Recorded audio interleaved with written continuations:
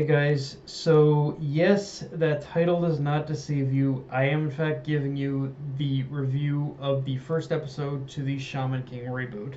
And the thing is, it's one of those things where I'm where I couldn't where pretty much solely because I pretty much had the anime on my planned list.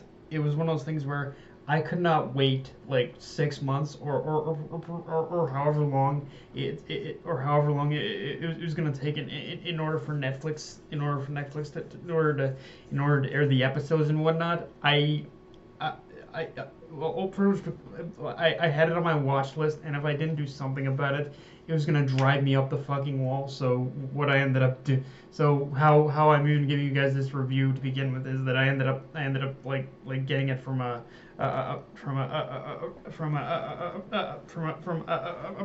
it was pretty much fan sub site. So yeah, that's kind of what's going on here right now. I don't know if I'm gonna continue doing this and just wait it out wait it out for the next couple months after this review. But yeah, I needed to get this review done, otherwise it was gonna drive me up the fucking wall. Um, but yeah, with that said, let's get into this review but getting into the review itself. So starting off with the setting and story for anyone who's lived under a rock, who hasn't like watched the original anime or read the manga, the story revolves around the setting. It all revolves around pretty much more or less modern world where shamans and spirits from pretty much different backgrounds exist. And within this world, we get introduced to our two main leading characters, Manta, who as we know is Morty in the original anime dub, and Yoa Sakura, who meet each other one night out of pure chance, and which upon that meeting, it introduces Manta to a whole new world. To a whole new world that he was unaware of until now, which is basically that pretty much of the spirit world, as well as learning of Yo's own aspirations in order to become the Shaman King. So yeah, just from this little description of the series, aside from the spiritual moments, this sounds pretty standard shonen fare, and on surface level, it is. But one thing I've pretty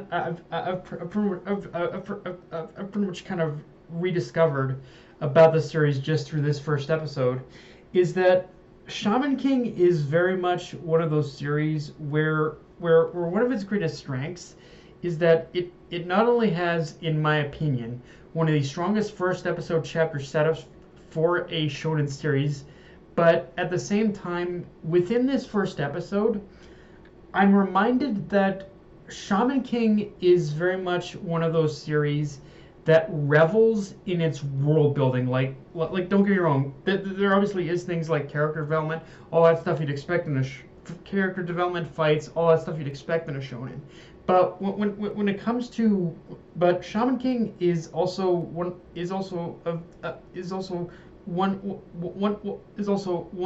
of the most unique series. Is one of those series where it pretty much uniquely relies on its world building. Like it's practically the thing that the series lives and die by. And it's funny because I have watched the original series a lot, and I'm currently reading the manga. But it's only now that I'm kind of even realizing this, that that Shaman King as a series is one of those that it pretty much where its core factor and the core thing that draws people to it is pretty much the world building. Like the world building is just in this first episode is kind of amazing. Like we pretty much learned so much about this world of spirits and shaman just within this first episode that it's amazing how and even more amazing that is pretty much how pretty much fluently all of that world building flows even pretty much flows within the even flows within the narrative of the story itself. So yeah, that's immediately a plus I have to give this series, honestly. Um, with that said, there's a couple of things to talk about with that said, let's talk about the opening, because frankly, if I'm being honest, this is where this is the area of the series where I'm gonna be the most biased about the anime. And don't get me wrong, I love the song choice, the visuals. They pretty much do all match the style and tone of the show. Great. But god damn it, it's one of those times where I pretty much wish I pretty much had it's one of those times where it's kind of a curse to pretty much have been a pretty much 90s kid and have grown up like watching the dub of Shaman King on Fox Box every Saturday morning, because I just my Prince brain can't my Prince 90s brain can't help it. For as corny and stupid at times as the Four Kids opening for Shaman King was, it sticks with you, and I'm sure that pretty much this opening will grow on me too. But I just don't think it's gonna overall be as memorable. And honestly, I think that is something I have become a little bit jaded about when it comes to the anime industry nowadays. Is that is that for as great as Japan's music is, and I understand the feelings of protecting their copyrights, I feel there is somewhat of a creative loss from being unable to redub a rendition of that song now.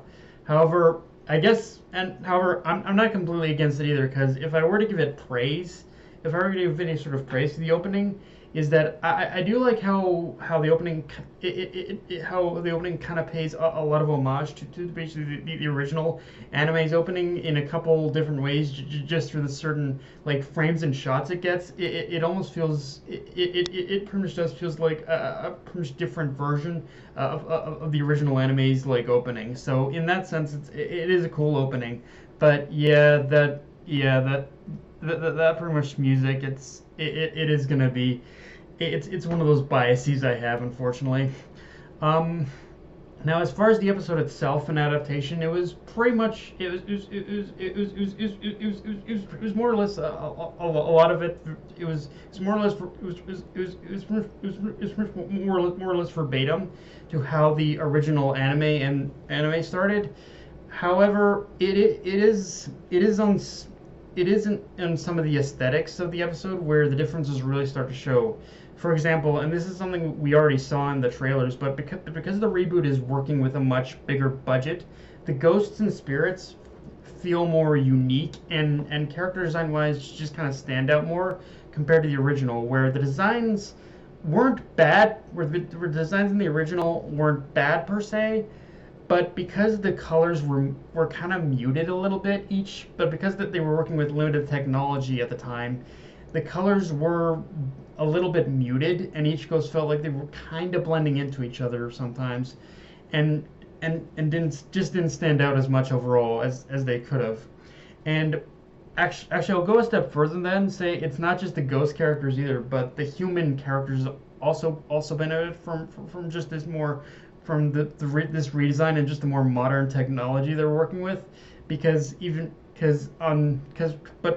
more, because one thing this anime is doing better than the manga, honestly, is that aside from the characters obviously having much more like manga aesthetic character designs and whatnot, the characters themselves also feel a lot more expressive, and that isn't even just from the original anime, but the manga as well. Like, this is one thing that oddly the reboot is doing better than the manga, is that, don't get me wrong, the Prince artwork in the manga is great, but one particular thing I found is that one of the manga artists' kind of flaws, and I think he does get better at this later on, but one of the manga artist's earliest flaws in the series is that his characters weren't as expressive as they could have been in certain times.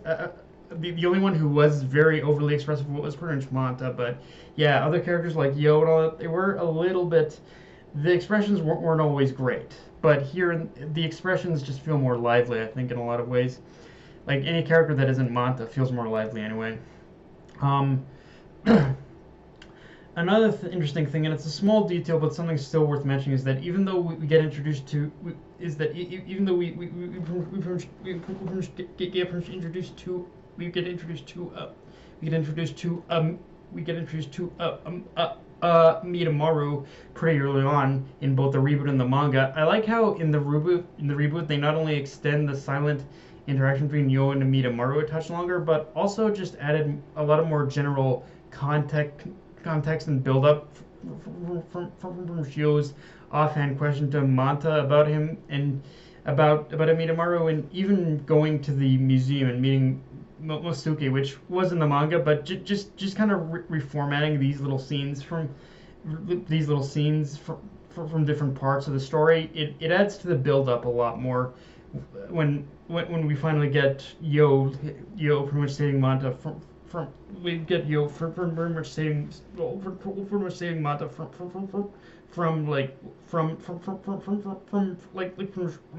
Ryu and his group of bandits. So yeah.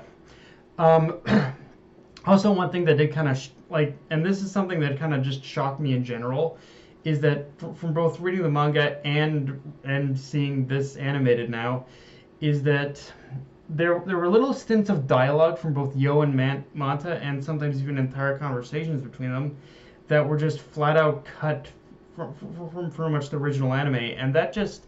And looking at this now, that just perplexes me because it honestly adds so much more to to Manta and Yo's characters and relationship. Like it's one of those things where now it feels like the original anime just kind of gives the cliff notes in terms of how they became friends compared to this, where their relationship is just much more fleshed out now. Um, Also, this kind of goes off the previous point I made about the world building at the beginning of the video, but I like how this episode already set up like the rules for this world a little bit better than the original anime, because before the whole idea of Shaman existing in this world was a little muddled in terms of society's knowledge about them, but through a very simple exchange through Manta and Yo, it pretty much alludes to the idea that yeah, the existence of shamanism has more or less remained a fairly guarded secret from normal humans, whereas in the original the idea and concept was floated around a lot, but just through the hatred, just through certain shamans' hatred of humans, but the rules weren't always 100% clear as to whether being a shaman was something you needed to keep secret or not. And just through this little conversation, it alludes to the idea a lot more clearly that yeah, that shamans, all of them, they're kept secret from the world, more or less.